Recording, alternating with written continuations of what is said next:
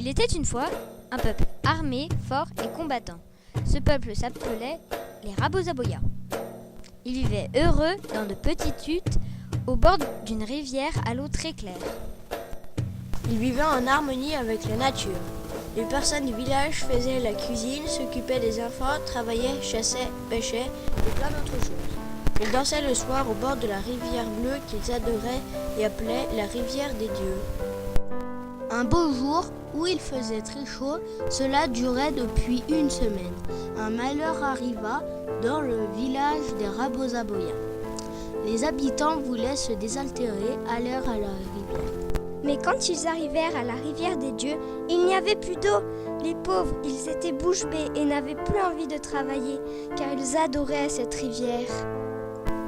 Vu que le peuple avait terriblement peur du vide, il fallait trouver une solution. Qu'allait-il faire à présent ? Ils étaient trop tristes pour bouger. Enfin, ils décidèrent. Le chef souffla dans sa corne pour que les villageois arrêtent de paniquer.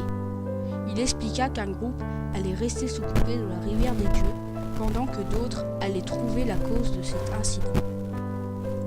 Les villageois avaient terriblement peur du vide. C'est alors qu'un sculpteur vint et dit « Cher ami, je vous propose d'aller chercher des pierres bleues pour les mettre dans la rivière. » Là-bas, il y a des grosses pierres. Oh oui, c'est un jeu d'enfant. Le peuple n'avait pas d'autre solution. Mais avant cela, les Rabozaboyas construisirent des totems près de la rivière pour protéger leur village. Ils fabriquaient des totems qu'ils dressaient sur des pierres et autour de leur maison. Puis ils jetèrent les pierres dans le lit vide de la rivière.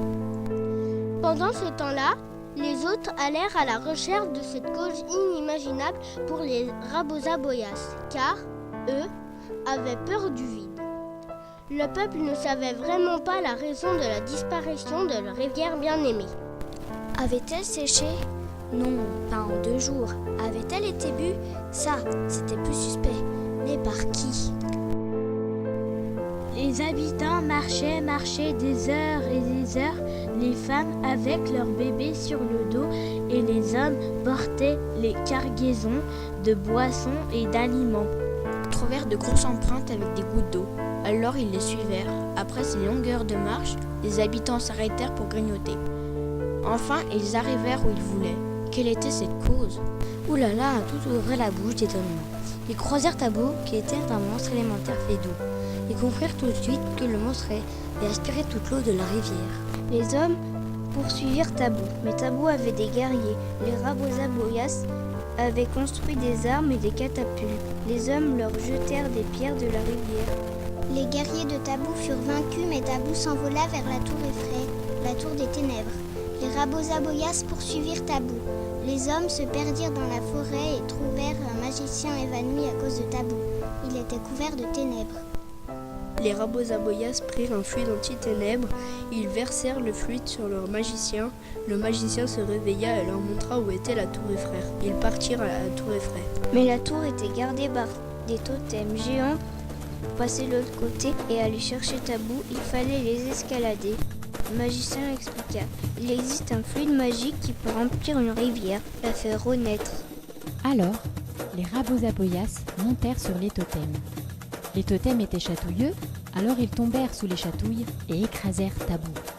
Les Rabozaboyas qui étaient partis en quête purent enfin rentrer avec le fluide magique. Alors le peuple eut son eau. Tout le monde dansa. Les enfants jouaient, rigolaient et dansaient. Les hommes fêtèrent ça et allèrent à la pêche et chasser. Les femmes mangèrent le poisson, les carpes et le sanglier.